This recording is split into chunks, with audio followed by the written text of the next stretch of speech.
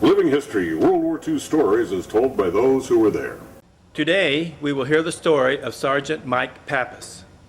Sergeant Pappas was a Togglier on a B-17 flying high in the skies over Europe during World War II. On his 14th mission, he was shot down over Berlin. They checked me out as a Togglier.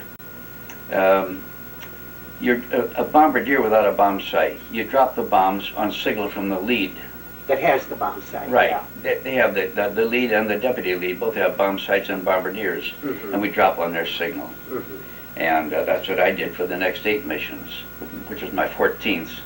The entire squadron was shot down over Berlin, and it was a terrible day, of course. All 12 bombers went down. Between 60 and 75 Focke-Wulf 190 fighters hit us, 6 o'clock high, and we all went down in about 20 seconds. And thank heaven, my plane went into a shallow glide instead of going all kinds of crazy stuff, you know, you never get out of that one. And I was knocked unconscious. I wasn't knocked unconscious, my oxygen was shot out, my hose. And I just passed out. 28,500 feet. I woke up at 1,800 feet and looked out the nose, and there I could see the rooftops and the trees and everything down there, pretty close to the ground. I snapped on my chest pack and made a lunge for the nose escape hatch, but I'd forgotten to fasten the leg straps on my parachute harness. Yes, and it nearly cost me my life. 1 and 2 engines were burning furiously, and number 2 windmill was propeller was windmilling wildly, only about 14 inches from my head, and the entire side of the plane was burning, the whole wing.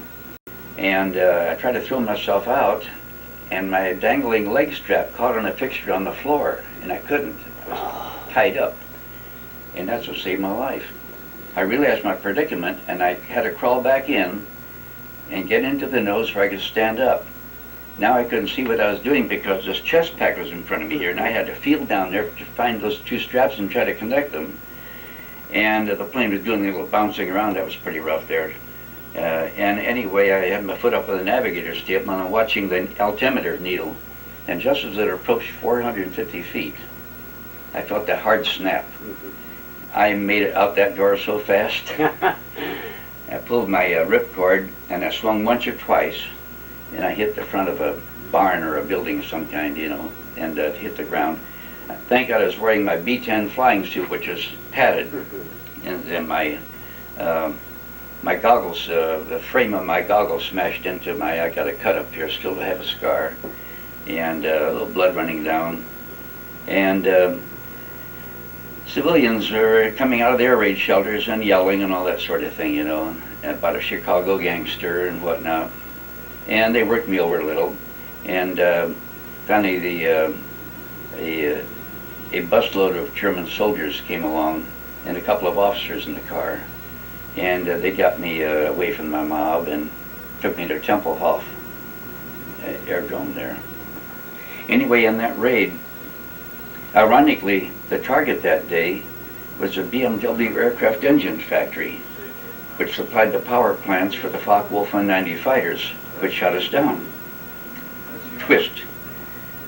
And 33 were killed in the air, many more wounded. Of those were able to bail out. 21 more were beaten to death by civilians with sledgehammers and shovels. So it was a pretty bad day.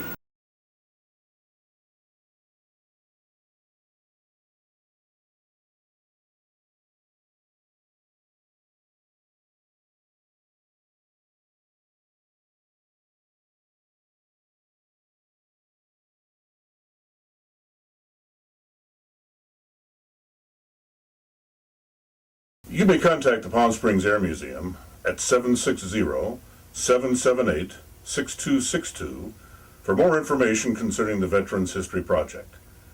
We're happy to interview any veteran or civilian who participated in any of our country's military conflicts, and will provide a DVD of the interview for the family.